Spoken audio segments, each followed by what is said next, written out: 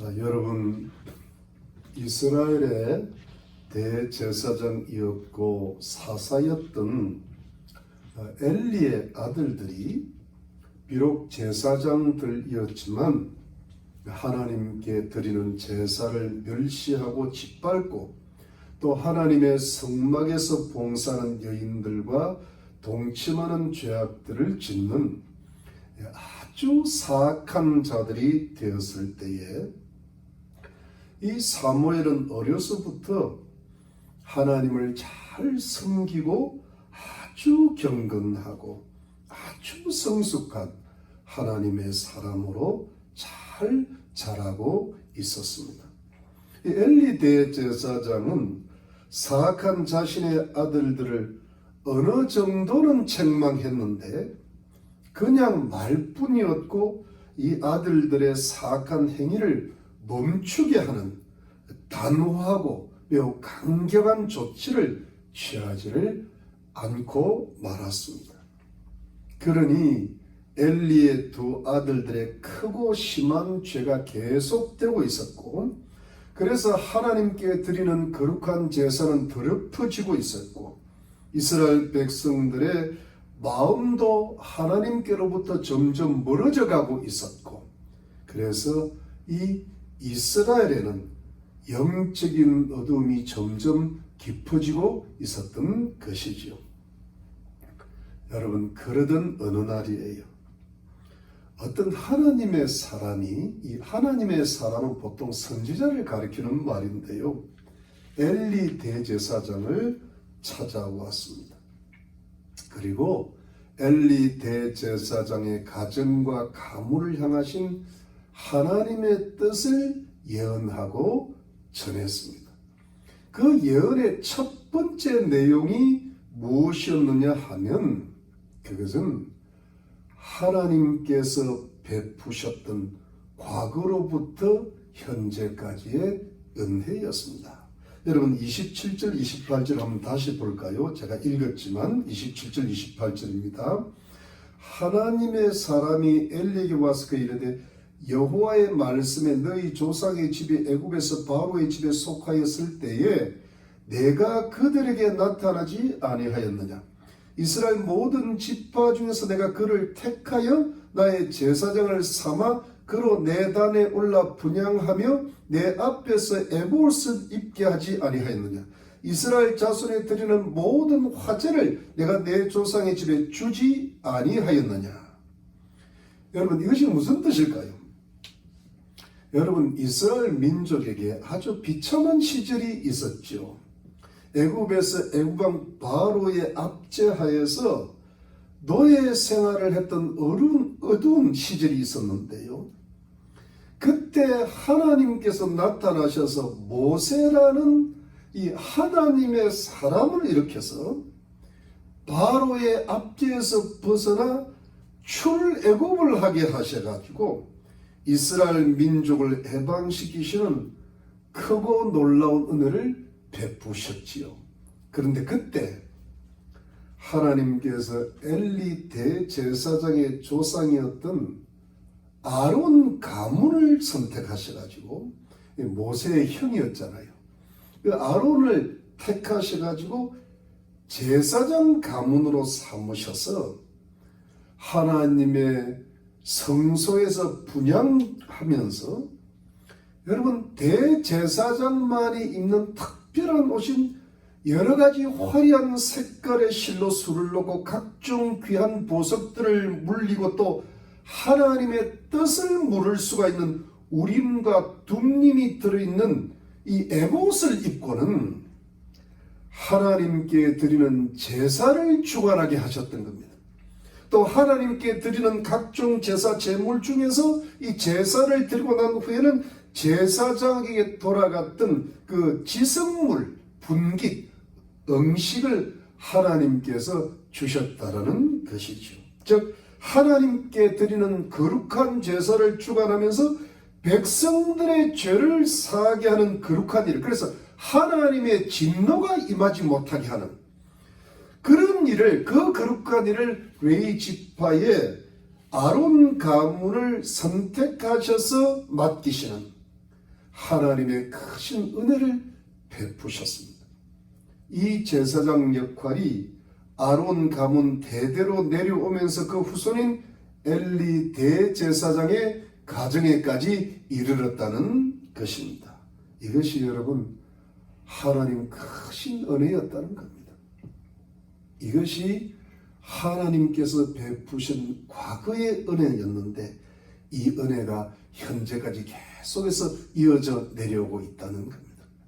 엘리 가문이 하나님의 크신 은혜를 받은 대제사장 가문이었다는 것이죠. 그런데 여러분 문제가 무엇이었습니까? 선지자 예언의 두 번째 내용이 무엇일까요? 그것은 하나님의 그 크신 은혜를, 그 과거로부터 현재까지 내려오는 그 은혜를 배반하는 큰 죄를 지었다는 것이지요.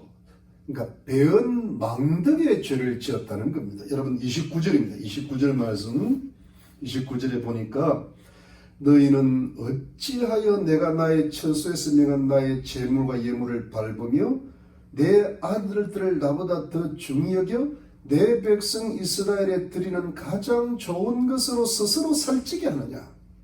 여러분 이것이 무슨 뜻입니까? 엘리 대제사장의 두 아들들이 하나님께 드리는 제사의 제물과 예물을 짓밟았다는 뜻입니다.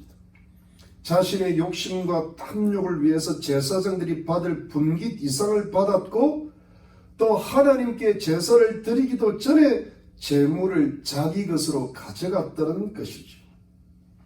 이렇게 하나님께 드리는 제사를 짓밟고 멸시하는 큰 죄를 저질렀는데도 엘리 대제사장은 하나님보다도 아들들을 더 소중히 여겨서 그런 사악한 일을 말리지도 못하고 그만두게 하지도 못했다는 겁니다. 그러니까 결국 엘리도 아들들과 마찬가지로 큰 죄를 짓게 된 거라는 말씀입니다. 여러분 엘리 대제사장 가정이 하나님의 크신 은혜로 받은 거룩한 제사장의 직분을 소중히 여기지 않고 하나님께 드리는 제사를 짓밟고 멸시하고 망치고 더럽히고 말았다는 것이죠. 즉 이것이 하나님의 은혜를 배반하는 죄였다는 겁니다. 즉 하나님의 은혜를 배신하고 말았다는 겁니다. 그러면서 성도님들 하나님의 선지자의 예언의 세 번째 내용이 뭡니까? 그것은 뭐냐니까 하나님의 은혜의 취소와 하나님의 저주였습니다. 여러분 30절 먼저 30절을 한번 보겠습니다. 30절에 보니까 그러므로 이스라엘 하나님 나 여호와가 말하노라 내가 전에 내 집과 내 조상의 집이 내 앞에 영영히 행하리라 하였으나 이제 나 여호와가 말하노니 결단코 그렇게 아니하리라. 나를 존중히 여기는 자를 내가 존중히 여기고 나를 멸시하는 자를 내가 경멸히 여기리라. 여러분 하나님께서 과거에 이런 약속을 하셨어요.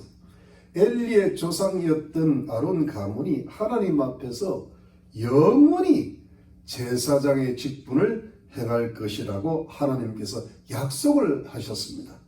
출애굽기 20장 21절이나 29장 9절에 그런 말씀이 있는데요. 여러분 하나님께서는 이제부터는 그렇게 안 하실 거라는 겁니다. 하나님께서 말씀하시길 앞으로 결단코 그렇게 안 하실 거라는 겁니다. 이것은 하나님의 영원하신 은혜를 취소해 하시겠다는 겁니다. 하나님의 은혜가 이제 완전히 그치게 하시겠다는 겁니다. 그런데 여러분 이 부분을 이 성경의 이 부분을 문자적으로만 보면 하나님의 은혜가 완전히 취소되는 것으로 보이는데 사실은 내용적으로 깊이 따져보면 완전한 취소는 아니고 완전히 약화되는 것으로 해석이 됩니다. 그러니까 은혜의 취소가 아니라 은혜의 약화인 겁니다. 왜냐하면 역사적으로 보면 이 엘리 대제사장의 가문이 아주 완전히 몰락을 하게 되는데요. 몰락을 했지만 제사장 가문으로서의 역할이 아주 끝난 것은 아니었어요. 아주 미약하고 아주 비참했지만 하나님께 제사 드리는 그 은혜가 아주 완전히 끊어지지는 않았는데 제사장 명맥이 겨우 유지가 되었습니다. 다만 하나님의 크신 은혜가 완전할 정도로 약화되었어요.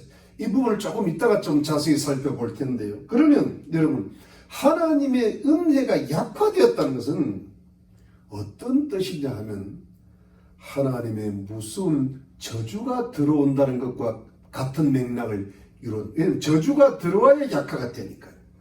그 저주의 내용이 나타나고 있죠. 여러분 31절입니다. 31절 말씀 31절부터 33절을 읽어보면 보라, 내 팔과 내 조상의 집 팔을 끊어 내 집에 노인이 하나도 없게 한 날이 이를지라.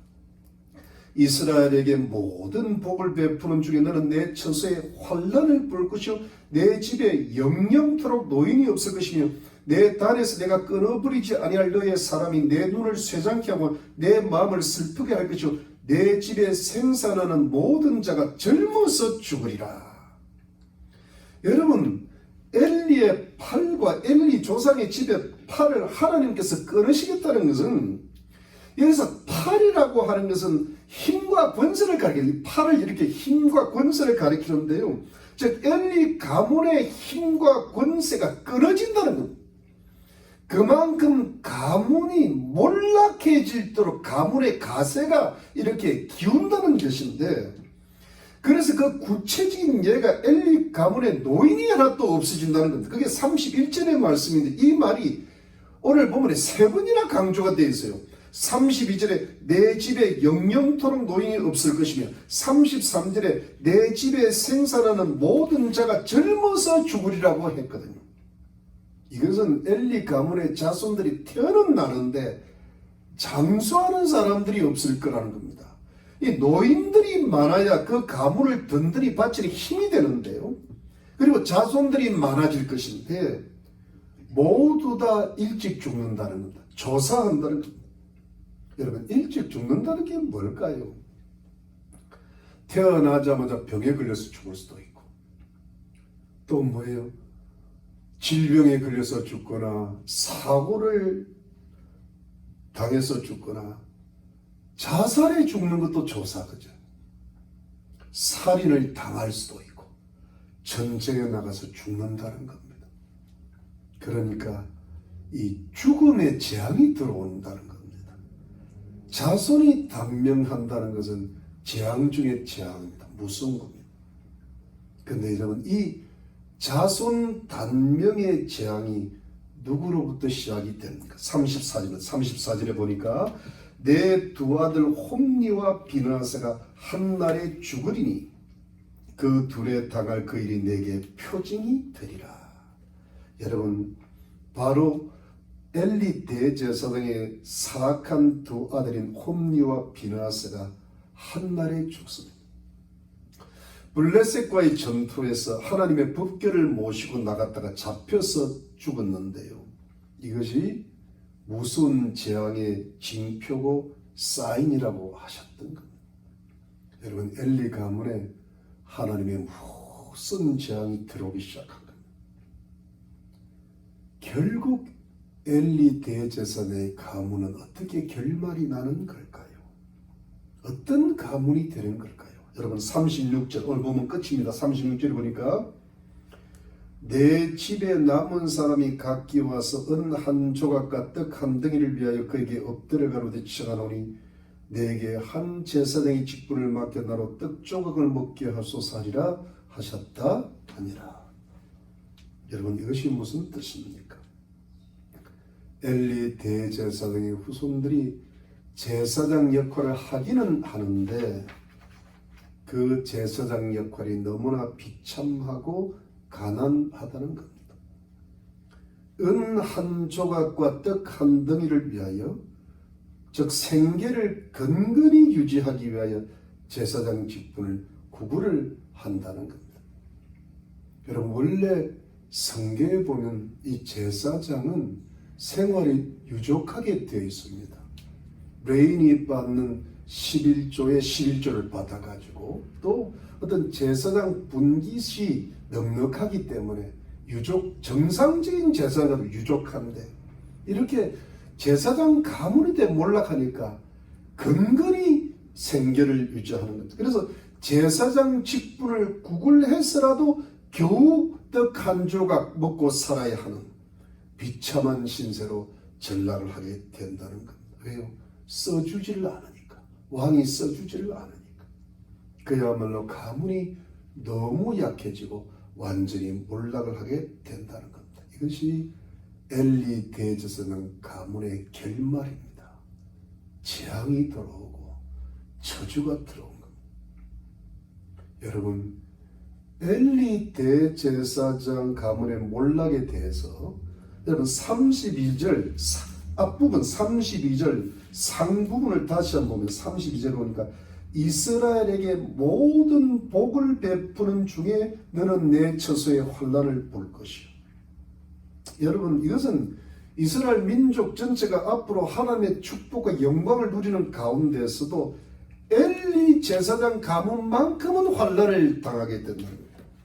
여러분, 앞으로 이스라엘 민족은 사무엘 선지자가 등장한 연후에 사울 왕을 거쳐서 다윗 왕과 솔로몬의 때에 이르러서는 이스라엘 나라가 하나님의 축복을 어마어마하게 받습니다. 즉 아브라함 때에 약속하셨던 그 축복, 그 땅을 다 성취하게 되는 것이죠. 이스라엘 최고의 황금기를 누리게 됩니다. 그런데 이렇게 좋은 황금기 때의 엘리 가문만큼은 환난이 닥친다는 겁니다.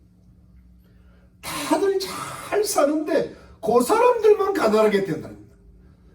사실 그렇죠. 나라가 아무리 부강해도 가난한 사람들이 있게 말이고 비참한 사람들이 있게 하면 그런 가문이 된다는 겁니다. 그러면 어느 정도의 환난이 닥치는 겁니다. 여러분 33절에 또 상부분 33절에 내 단에서 내가 끊어버리지 아니할 너의 사람이 내 눈을 새장케 하고 내 마음을 슬프게 할 것이요 그랬습니다. 여러분 엘리 대제사장의 후손들이 끊어지지는 않지만 그들의 모습이 너무 비참해서 그들을 보는 사람들이 눈뜨고 참아 못 볼 정도가 되고 마음이 매우 아플 정도가 된다는 겁니다. 어떻게 하면 저렇게 몰락할 수 있을까? 그런데 그만큼 가문이 비참해진다는 겁니다. 사랑하는 성도님들, 이 일을 역사적으로 한번 잠시 살펴보면 이렇습니다. 이스라엘 역사에 있어서 하나님의 은혜의 선택을 받은 대제사장 가문이 아론 가문이었잖아요. 근데 그 아론에는 네 아들 중에 두 아들이 일찍 죽고 이 셋째 넷째가 있었는데 그 셋째 넷째가 엘르아살과 이다말이었습니다. 그래서 이 엘르아살 계열의 제사장 가문이 있고 이다말 계열의 제사장 가문이 있는데요. 근데 처음에는 엘르아살 계열에서 대제사장이 나왔어요. 대제사장 한 사람이니까요. 아론이 죽고 나서 그 후계자가 엘르아살이었거든요. 그리고 여호수아가 죽고 사사기 시대를 지나면서 오랫동안 엘르아살 계열, 엘르아살 가문에서 대제사장이 나왔는데 사사시대 말기부터 엘르아살 계열에서 나이가 너무 어렸거나 당시에 혼탁한 세상을 헤쳐나갈 만한 그런 영적 자질과 능력을 갖춘 인물이 없어 보이는 관계로 이게 이제 역사가들이 말을 하는 겁니다. 결국 대제사장이 그때 이다말 계통으로 넘어가는데 그때 탁월한 지도력과 정치력을 발휘해서 대제사장에 올랐던 인물이 바로 이다말 계열의 엘리 대제사장이었던 겁니다. 그런데 어떻게 되었어요? 엘리 대제사장이 말년에 영적으로 둔해지고 아들들이 사악해지면서 오늘 본문에 하나님의 사람인 선지자가 예언한 대로 하나님의 저주가 엘리 가문에 임하기를 시작했는데 엘리와 그 아들들이 죽고 난 후에 엘리의 손자인 아히둡이, 이게 다 성경에 나오는 이야기입니다. 대제사장이 되었고 또 사울 왕 때 그 아히둡의 아들인 아히멜렉이 대제사장이 되었는데, 사실 이 아히둡과 그 아들 아히멜렉은 그야말로 아무런 힘과 권세가 없는 그냥 명목상의 대제사장이었어요. 사실 이때 실제로 대제사장의 역할을 감당했던 인물이 바로 사무엘 선지자였죠. 사무엘은 대제사장은 아니었지만 대제사장의 역할을 감당했어요. 그만큼 하나님과 백성들의 신망을 얻었죠. 그리고 여러분, 엘리의 정손자인 사울왕 당시의 대제사장이었던 아히멜렉이 어떻게 되었어요? 다윗이 사울왕으로부터 도피할 때에 그냥 그 도피 사건에 연루가 되어가지고 사울의 어떤 그 학대를 받아가지고 그만 높 땅의 제사장들 대학살 사건 때, 제사장 대학살 사건 때 그때 함께 일찍 죽임을 당하고 말았죠. 조사한 겁니다. 그러니까 엘리 가문의 제사장들이 젊어서 도륙을 당한다는 겁니다. 하나님의 선지자의 예언대로 된 거죠. 그때 다들 죽은 거예요. 일찍 죽어버린 거예요. 그런데 역사를 보면 아히멜렉의 아들 하나가 살아서 도망을 했는데 그 사람이 아달인데 그 사람이 다윗에게로 도망을 온 겁니다. 그래서 여러분 이 아달이 다윗 왕 때의 대제사장직에 올라요. 왜냐하니까 다윗이 자기 때문에 아버지와 친척들이 다 죽었으니까 그 은혜로 대제사장직에 올리는데, 그런데 여러분 좀 이상한 거는 이때 엘르아살 계열의 사독이라고 들어보셨습니다. 사독이 함께 대제사장직에 오르게 됩니다. 그러니까 여러분 성경에 보면요, 두 제사장이 나와요. 그러니까 압살롬 반란 때 다윗이 도망갈 때도 꼭 사독과 아비아달이 같이 나온다는 겁니다. 그 이유는 아마 공동 대제사장이었던데 아비아달은 다윗이 감사해서 대제사장을 올랐고, 사실은 진짜 실력 있고 영적인 인물은 이 사독이었던 것 봅니다. 그래서 이제 사독이 이렇게 같이 올랐는데, 여러분 이 아비아들이 나중에 어떻게 돼요? 솔로몬 왕이 즉위했을 때 그만 아도니아의 반란에 가담을 했다가, 그러니까 줄을 잘못 쓴 겁니다. 결국 솔로몬 왕에게 미움을 받아가지고 그래도 아버지 때문에 여기까지 왔으니까 가문이 몰락했으니까 목숨만은 건져가지고 추방을 당하게 되어 집으로 집 아나돗으로 돌아갑니다. 거기에 보면요, 여러분 열왕기상 2장에 보면 솔로몬이 집으로 가라 그럽니다. 집이 아나돗입니다. 여러분 이때부터 어떻게 됩니까? 사독만이 대제사장이 되는데, 이 사독이라는 말에서 사두개파가 나오거든요. 이후로는 엘르아살 계열의 사독의 후손만이 대제사장의 직분을 하게 되죠. 그때 한 사람이 됩니다. 그러니까 이다말 계열의 엘리 가문은 이때는 완전히 몰락을 하게 되는 것이죠. 그래서 이때부터는 제사장 직분도 겨우 근근히 생계를 유지할 정도로만 이어나게 되는 겁니다. 그러니까 여러분 오늘 성경 본문에 하나님의 선지자의 예언대로 하나님의 저주가 엘리 대제사장 가문의 역사를 통해서 서서히 들어오게 되고 결국은 성취가 되었던 것입니다. 사랑하는 성도님들, 일이 왜 이렇게까지 되었을까요? 이스라엘의 가장 높고 존귀했던 대제사장과 사사의 가문이었던 엘리의 가문이 왜 이렇게 몰락이 되었을까요? 역사 속에서 시간이 흐르면서 하나님의 저주를 받은 비참한 가문이 되고 말았을까요? 왜 이렇게 되었을까요? 여러분, 그것은 엘리와 그 아들들이 하나님을 멸시하고 경멸하였기 때문입니다.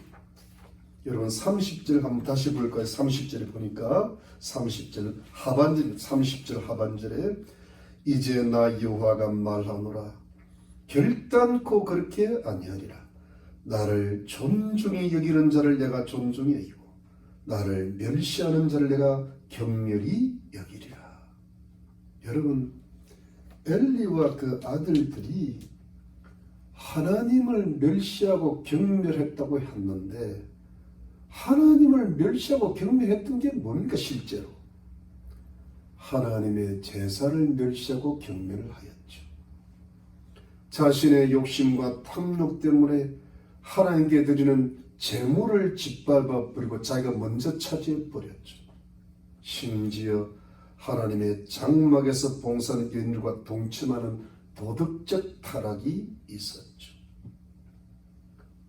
사랑하는 성도님들, 하나님을 멸시하고 경멸한다는 것은 하나님에 관한 모든 것들에 대해서 멸시하고 경멸한다는 뜻과 일맥상통하는 것. 하나님에 대한 제사를 멸시하는 것. 요즘으로 말하면 하나님께 드리는 예배를 멸시하고 소중히 여기지를 않는다는 거예요. 하나님께 드리는 예물을 멸시하고 쉽게 생각한다는 것. 하나님께 드리는 봉사를 멸시하고 가볍게 여긴다는 뜻이죠. 또 생활 속에서는 이런 겁니다. 하나님의 뜻을 생각하지 않아요. 하나님은 믿지만 자기 뜻이 먼저인 겁니다. 하나님의 인도를 따르지 않아요. 그러니까 성령의 인도를 따라야 되는데 자기 육신의 뜻대로, 육신의 욕심대로 그냥 해버리는 겁니다. 하나님의 영광을 위해서 사는 것이 인생의 목적이 아니라 자신의 영광과 유익을 위해서 사는 것이 인생의 목적이 된다는 겁니다. 그리고 여러분, 하나님 백성들이 비록 이 세상이 타락했지만 세상 사람들을 따라서 도덕적으로 타락한다는 것도 하나님을 멸시하는 겁니다. 하나님 말씀대로 안 사니까. 이것은 하나님을 믿는다 해도, 교회를 다닌다 해도, 비록 직분이 있다 하더라도 엘리 대제사장은 가장 큰 직분을 가졌었잖아요. 엘리의 아들들도 똑같은 직분을 가졌, 제사장들 직분을 가졌잖아요. 그런데 그들은 결국은 하나님을 멸시하고 업신여기고 소중히 여기지 않는 것이 되고 말았다는 것이죠. 하나님께서 기뻐하시지를 않고 미워하시는 바가 되고 하나님의 징계거리가 되고 진노를 불러 일으키시다는 겁니다. 여러분, 엘리 대제사장 가정처럼 우리도 얼마든지 그런 죄를 하나님 앞에 저지를 수 있다는 겁니다. 내가 하나님을 멸시한다고요? 나는 그렇게 생각 안 할지 모르지만 실제 우리의 생각과 행동과 삶이 하나님을 멸시하는 것이 되고 만다는 겁니다. 우리 자신이 알게 모르게 그런 하나님 앞에 죄를 짓고 있다는 것입니다. 사랑하는 성도님들, 이렇게 살아갈 때에 우리에게 우리 자신도 모르게 또는 깨닫게 되는 날도 오겠지만 어떤 일이 닥치는 것일까요? 결국은 우리가 하나님의 멸시와 경멸을 받을 수밖에 없다는 겁니다. 하나님의 징계와 진노를 받을 수밖에 없다는 겁니다. 그게 뭐예요? 하나님의 은혜가 약화된다며요. 하나님의 은혜가 충만해야 되는데 하나님의 은혜가 점점 떠나가면서 약화되면서 하나님의 저주가 우리 자신도 모르는 사이에 역사 속에서 시간이 흐르면서 우리 속에, 우리 가정 속에, 우리 자녀들 속에, 우리 가문 속에 들어오고 흐르면서 성취가 되어간답니다. 좋은 열매가 아니라 악한 열매를 맺게 된다는 겁니다. 여러 가지 내가 바라지도 않고 생각하지도 못한 무서운 재앙들이 들어오게 된다는 것이죠. 사랑하는 성도님들, 중요한 것이 뭘까요? 이것을 미리 알고 깨닫는 것이 중요하다는 겁니다. 내게 왜 이런 일이 닥치냐 이렇게 말을 하기 전에 이것을 미리 알고 깨닫고 대비를 해야 된다는 겁니다.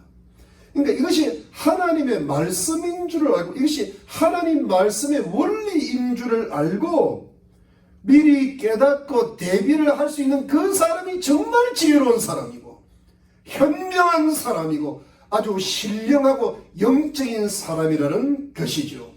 그러니까 하나님의 저주를 미리 깨닫고 대비를 하고 막아낼 수 있는 사람이 지혜로운 사람이라는 겁니다. 여러분, 아무리 이 세상을 똑똑하게 살고 꾀스럽게 살고 욕심껏 살고 하더라도 하나님 보시기에는 어리석은 사람이 참 많다. 인생이 참 똑똑한 것 같지만 우매하다는 겁니다. 왜? 자기 앞날을 한치 앞날을 모르는 겁니다. 잘 살 것 같은데 내일이 그렇게 안 된다는 겁니다. 복을 받고 싶은데 재앙이 오는 걸 어떡하죠? 왜? 참 지혜롭게 산 것 같은데 하나님 보시기에는 어리석하다. 왜요? 하나님의 말씀을 몰랐기 때문에. 여러분, 어떻게 하면 하나님의 저주는 들어오지 못하고 심지어 들어온 저주가 끊어지게 하고 하나님의 재앙을 멀리 떠나게 하고 반대로 하나님의 풍성한 축복이 우리와 우리 가정과 우리 가문과 우리 사회와 우리 교회에 들어오게 하고 성취되게 하는 비결은 무엇일까요? 그러니까 좋은 열매를 많이 맺는 비결은 무엇일까요? 사랑하는 성도들, 그것은 간단합니다. 반대로 하면 되죠. 반대로. 하나님을 지극히 존중하는 거예요. 하나님을 아주 공경하는 겁니다. 하나님을 마음과 뜻과 성품을 다하여 뜨겁게 사랑하는 거예요.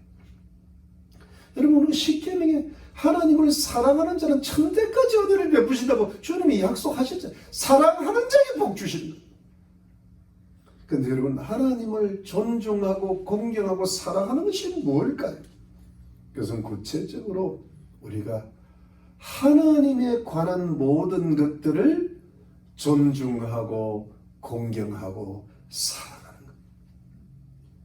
하나님, 우리가 그게 구체적으로 보여야 돼요. 하나님께 드리는 예배를 소중히 여기는, 그걸 꼭 지켜나가는, 하나님께 드리는 예물을 즐거이 드리는 거예요.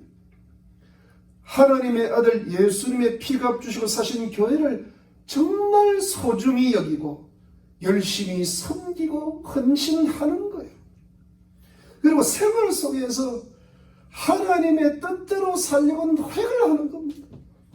이게 내 뜻인지 하나님의 뜻인지를 자꾸 분별해가지고 내 뜻을 부인하고 자기를 부인하고 내 욕심을 꺾는 거예요. 하나님의 나라와 의를 먼저 구하는 겁니다. 내가 좀 손해보고 내가 좀 희생하고 불이익을 당하더라도 하나님께서 원하시는 것이라면 내가 그렇게 한번 해보는 겁니다. 하나님의 말씀에 순종하면서 내 뜻과 내 욕심과 내 자존심도 한번 꺾어보는 겁니다. 하나님의 영광을 위해서라면 내 행복을 다소 포기해서라도 하나님께 헌신을 해보는 겁니다. 한나가 그랬잖아요. 사무엘을 포기했잖아요. 자기 행복을 포기하면서 사는 게 헌신했잖아요. 이것이 하나님을 위해서 사는 거예요. 우리가 하나님을 믿지만 하나님 내가 사랑한다 그러지만 실제로 이렇게 예배를 사랑 안 하고 또 하나님의 뜻을 사랑 안 하고 하나님께 영광 돌리지 않고 사랑하는 게 아니라면 말만 사랑하는, 그 성경에 너희는 말은 나를 사랑하는데 속은 나를 사랑 안 한다고 성경에 되어 있잖아요. 그러니까 우리가 우리 자신한테 속으면 안 됩니다. 내가 사랑한다고 하지만 사랑하는 거 아니란 말입니다. 도덕적으로 정결한 삶을 사는 것이 하나님을 사랑하는 거랍니다. 죄를 짓고 나서 주님 나를 좀 용서해 주세요 하는 것도 주님이 용서해 주시면 그건 진짜 하나님을 사랑하면 죄를 짓기 전에 죄를 이겨내야 되는 겁니다. 그게 정결하고 정직한 거죠.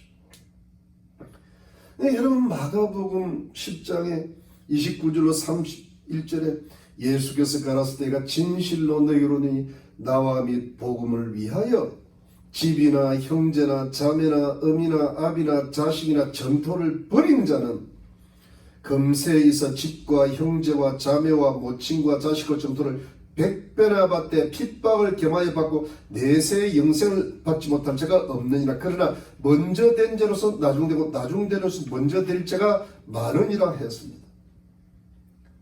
여러분, 하나님을 위해서 버리라 그랬는데 사실은 하나님보다도 더 사랑하는 게 많다는 것은 사랑하는 게 아니라,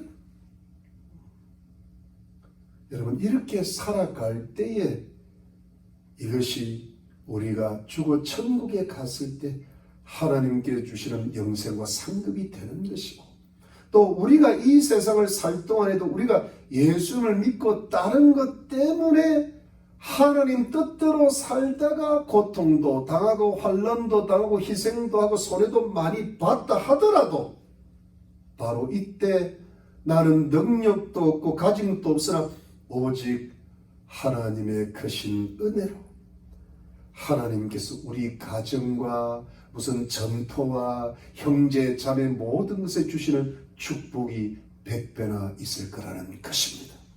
이것이 하나님의 말씀입니다. 이것이 하나님의 풍성한 축복인 것입니다.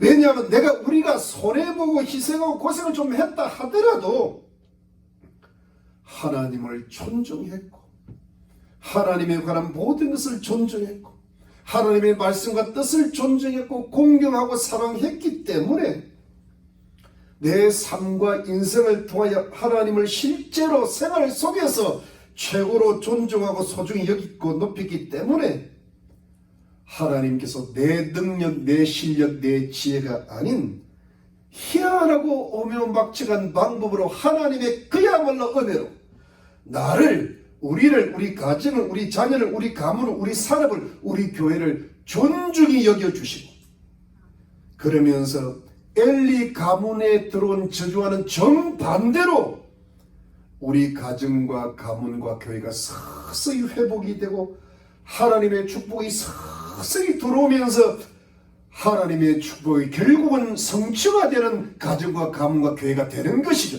이게 좋은 열매인 줄로 믿으시기를 바랍니다. 이것이 하나님의 말씀의 원리이죠. 여러분, 그 분명한 예가 또 어디 있습니까? 35절 한번 보겠습니다. 35절 한번 보겠습니다. 35절에 보니까 내가 나를 위하여 충실한 제사장을 일으키리니 그 사람은 내 마음 내 뜻대로 행할 것이라. 내가 그를 위하여 견고한 집을 세우리니 그가 나의 기름 부음을 받은 자 앞에서 영구히 행하리라. 여러분, 이것이 무슨 뜻인가 하면 하나님께서 하나님의 영광을 위하여 충성되고 신실한 제사장을 일으키실 것인데 그 제사장이 하나님의 마음과 하나님 뜻대로 행할 것이므로 그 사람을 위하여 견고한 집을 세우실 것이라는 예언입니다. 그리고 그 사람이 하나님의 기름 부으신 자, 즉 왕들 앞에서 영구히 행할 것이라는 것이죠. 그런데 이 사람이 누구냐는 겁니다.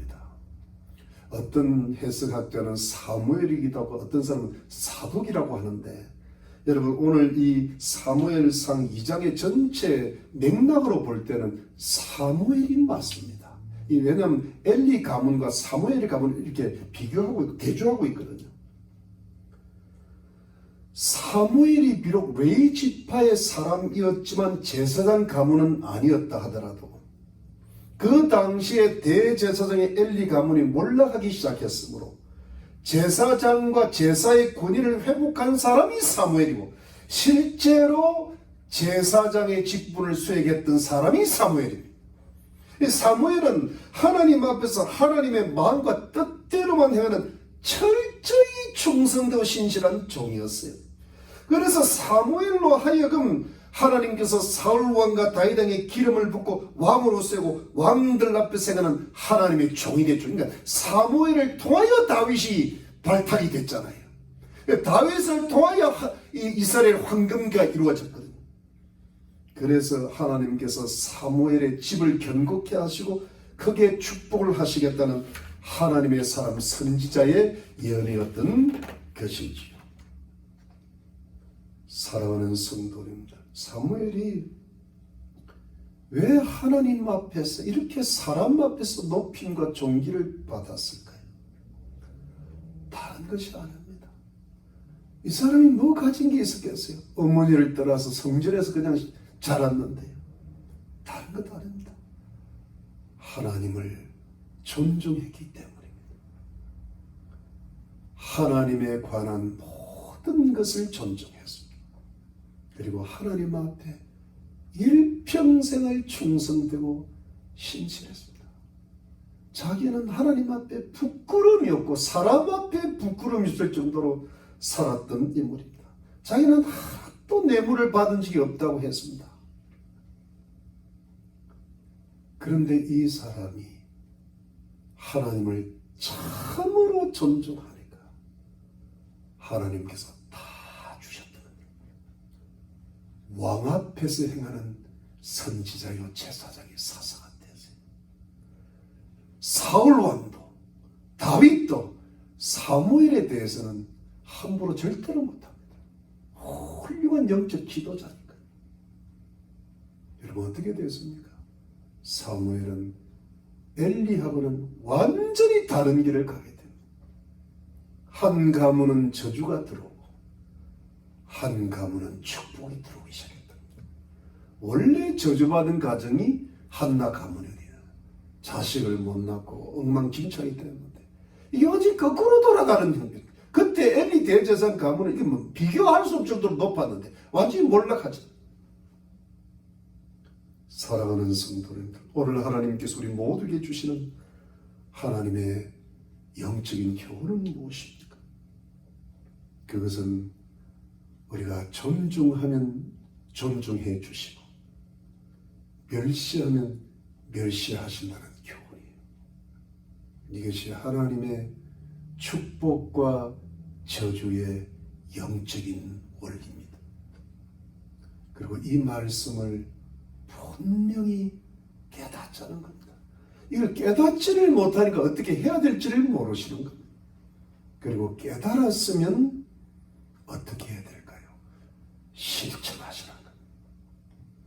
하나님의 축복과 저주의 원리를 먼저 확연히 깨달아야 되고 깨달았으면 실천을 해야 효력이 있답니다. 그런데 그 효력이 실천을 안 하면 나쁜 열매가 들어오게 된다는 겁니다. 실천을 하면 반드시 좋은 열매를 맺게 된다는 것이죠.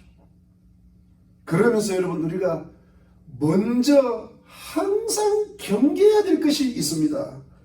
그것이 뭘까요? 하나님께서 나에게 베풀어 주셨던 과거로부터 지금까지의 하나님의 은혜를 잊지 마시라는 겁니다. 내가 예수님을 믿고 구원을 얻었던 일을 잊지 말고 하나님께서 내가 큰 죄를 지고 크고 작은 죄를 지었더라도 용서하셨던 그 일을 잊지 말고 그리고 하나님의 은혜로 이 정도로 우리가 우리의 생계와 삶을 꾸려왔던 일들도 잊지 말고 우리 가정과 자녀들을 지금까지 지켜주시고 축복해 주시던 그 일들도 잊지 말고 이런 일들을 잊지 말고 과거와 현재 하나님의 은혜를 절대로 잊으시면 안 된다는 겁니다. 하나님의 은혜를 잊는 그 순간부터 성도들은 반드시 배은망덕의 죄를 짓게 되죠. 하나님과 하나님에 관한 모든 일들을 그때부터 멸시하고 업신여겨요. 여러분 우리 자신이 영적으로 깨닫지 못하겠지만 하나님의 은혜를 잊는 순간부터 하나님의 일들이 점점 시시하게 보인단 말입니다. 그렇게 소중했던 하나님의 말씀이 그렇게 귀에 들어오지를 않아요. 예수님 몸된 교회를 가는 게 그렇게 즐겁지가 않게 된다는 겁니다. 봉사하는 것이 너무나 힘겨워진다는 겁니다. 이게 뭐냐면 하나님 은혜를 잊어버릴 때부터 생기는 우리 영혼의 타락입니다. 당연한 타락의 수순을 겪습니다. 그러면 어떻게 돼요? 하나님 은혜가 취소되면서 완전한 취소는 아니고요. 하나님 은혜가 서서히 약화됩니다. 여러분 우리가 속지 말 것은 금방 약화되면 좋겠는데 하나님의 섭리가 그렇지 않습니다. 서서히 빠져나가, 물이 빠져나가듯이. 그러면서 어떻게 돼요? 하나님의 저주가 나도 모르게 들어옵니다.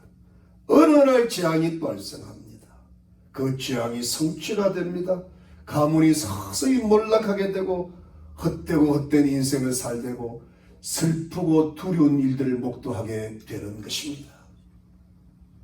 그러므로 사랑하는 성도님들, 우리들은 하나님께서 과거로부터 지금까지 베푸신 그 하나님의 크신 은혜들을 절대로 잊지 말고 자꾸 되새기고 감사하고 꼭 붙드시기를 바랍니다. 내가 잊어버리면 또 붙들고 또 붙드시거든. 그리고 마치 펌퍼질을 해내듯이 하나님의 은혜를 다시 꼭 붙들고 하나님께서 내게 맡겨주신 사명과 나를 향하신 하나님의 뜻을 다시 되새기고 다시 붙들고 마치 사무엘처럼 충성되고 헌신하며 신실하게 하나님을 존중하시기를 끝까지 하셔야 됩니다. 끝까지 달려가셔야 돼요. 내가 좀 뒤로 밀리고 약해지고 좀 모든 게 힘들어도 다시 일어나서 정신을 차리고 영적으로 깨어있고 다시 하나님 은혜를 붙들고 다시 충실하고 다시 신실하고 다시 끝까지 주님 따라가시는 일을 결례하시는 안 되는 것입니다. 그리고 하나님에 관한 모든 일을 소중히 여기세요. 최선을 다하고 예배를 한번 드린다든가 또 무슨 봉사를 한다든가 이웃 사람을 만난다든가 하나님의 뜻에 인도를 받는다든가 이 모든 것에 내가 하나님의 영광을 위해서 하겠다는 하나님 앞에 충성되이 살겠다는 그런 몸부림을 치면서 하나님의 은혜가 더 광화되도록 해야 될 것입니다. 하나님의 은혜가 강화되도록 하면 뭐건 하나님의 축복이 뭐예요? 서서히 들어온다는 것과 똑같은 이치죠. 믿음의 선한 싸움이 힘이 들어요. 특히 요즘 같은 악한 세상에 세상이 타락한 세상에 그것을 거슬러 올라가면서 선하게 산다는 게 얼마나 힘들고 하나님 뜻대로 산다는 게 얼마나 힘이 듭니까? 그러나 그 은혜의 물줄기를 잊지 말고 끝까지 따라가야 돼요. 은혜가 강화되도록 해야 돼요. 그래야 하나님의 축복이 서서히 들어오게 되고 하나님의 회복이 이루어지는 겁니다. 우리 가정과 가문과 우리 교회와 우리 모든 우리 자녀들의 삶에 그동안 잃어버렸던 하나님의 축복이 다시 회복이 되기 시작하고 사막의 대로가 열리고 사막의 샘이 터지고 사막에서 꽃이 피고 열리면 하나님의 풍성한 은혜의 기적이 이루어지고 많은 열매, 좋은 열매 맺게 하실 줄로 믿으시기를 바랍니다. 그러므로 사랑하는 성도님들, 우리가 이것을 꼭 기억하시기를 바랍니다. 이 영적인 원리를 기억하시기 바랍니다. 하나님을 존중하면 하나님께서 반드시 잊지 않으시고 존중해 주실 줄로 믿습니다. 그런데 여러분, 하나님을 멸시하고 쉽게 여기고 없이 여기면 반드시 하나님이 멸시하고 징계하시고 진노하십니다. 이걸 잊지 마셔야 됩니다. 그래서 여러분, 하나님 은혜를 다시 붙드시기 바랍니다. 하나님 은혜가 더욱 강화되도록 스스로 몸부림치시고 하나님을 지극히 존중하시고 하나님에 관한 하나님의 이름으로 일컫는 모든 것을 존중히 여기시고 지극히 존중히 여기시고 그리고 사무엘처럼 충성되고 헌신된 성도님들이 되시기를 바랍니다. 그래서 여러분, 우리 성도님들의 가정과 가문에 우리 이웃들에게 우리 교회에 우리가 사는 이 나라에 하나님의 은혜와 축복과 회복이 시작되고 시간이 흐르면서 흘러 들어오게 되고 성취되어서 많은 좋은 열매 맺어 하나님께 영광 올리는 복된 성도님들이 다 되시기를 예수님 이름으로 축원합니다. 우리 기도하겠습니다. 하나님 감사합니다. 엘리 대제사장 가문은 완전히 몰락되고 사무엘 선지자의 가문은 완전히 그야말로 축복을 받았는데 이 원리가 무엇이었습니까? 하나님을 멸시했거나 하나님을 존중한 그 열매였던 것을 기억합니다.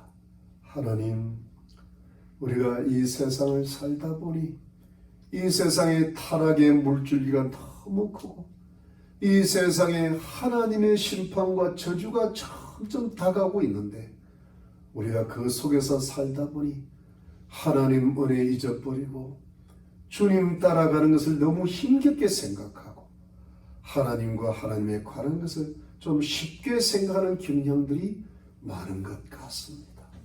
그러면 하나님께서 기뻐하지 않으시고 하나님의 진노가 임할 수밖에 없다는 것을 깨닫게 하시고 우리가 좀 힘들더라도 손해보더라도 좀 참으로 힘든 싸움을 싸운다 하더라도 끝까지 하나님 은혜 붙들고 주님 따르고 주의 말씀 따르고 주의 뜻대로 살고 주의 교회에 헌신하고 선하고 거룩한 그런 도덕적인 삶을 살아서 하나님께 영광 올려드리게 하시고 사무엘의 길을 가게 하시고 사무엘처럼 우리의 가정과 가문을 견고케 하시고 우리 교회를 부흥케 하시는 그런 은혜를 체험하고 누릴 수 있는 영광과 축복을 베풀어 주시옵소서.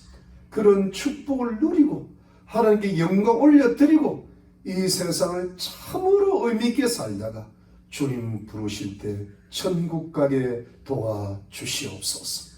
주여 감사합니다. 우리 희망에게 모든 성도님들 가정마다 평강 내리시고 사람마다 필요한 것 넉넉히 채우시고 자녀들의 영혼육을 강건하게 붙잡으시고 복을 주시고 믿지 않는 우리 배우자들, 자녀들, 부모, 형제, 친척들, 가까운 이웃들, 친구들이 예수 믿게 꼭 도와주시고 하나님의 은혜와 축복이 우리 가문의 가정의 이웃들의 우리 교회에 넘치게 희망의 교회 성도님들을 축복하시고 반드시 열매 맺는 성도님들이 되게 해 주시옵소서. 희망의 교회 성도들의 영혼육을 축복해 주옵소서. 좋은 열매를 맺게 하시고 하나님께 영광 올려드리는 복 있는 인생을 살게 도와 주시옵소서. 주여 감사합니다. 예수님의 이름으로 기도드렸습니다. 아멘. 여러분 이번 주 화요일 날 우리 또 성경 공부가 있습니다. 여러분 줌 미팅에 꼭 참석하시고 늦더라도 꼭 참석하셔서 말씀 공부에 최선을 다하시기를 바랍니다. 여러분 계속해서 주일 예배가 우리 아이들 예배가 11시 30분부터 우리 1시 30분까지 우리 잠시 교제 시간 포함해서 열리고 있습니다. 열심히 나오시기를 바라고 우리 교재가 점점 많이 풀리고 있고 지금은 사실상의 교재가 다 풀린 걸로 알고 있습니다. 권고 정도로 좀 돼 있는데 여러분 코로나 계속 조심하시고 백신을 맞으시고 우리 조만간에 대면 예배를 다 함께 시작하면 좋겠습니다. 여러분도 마음적으로 영적으로 우리 육신적으로 준비를 좀 해주시고 특별히 교회 회복을 위해서 지금부터 계속 기도하시고 가족과 이웃의 영혼 구원에 기도하시고 말씀과 기도에 절대 게을리지 마시고 빠지지 마시기를 바랍니다. 건강하세요. 제가 축도하겠습니다.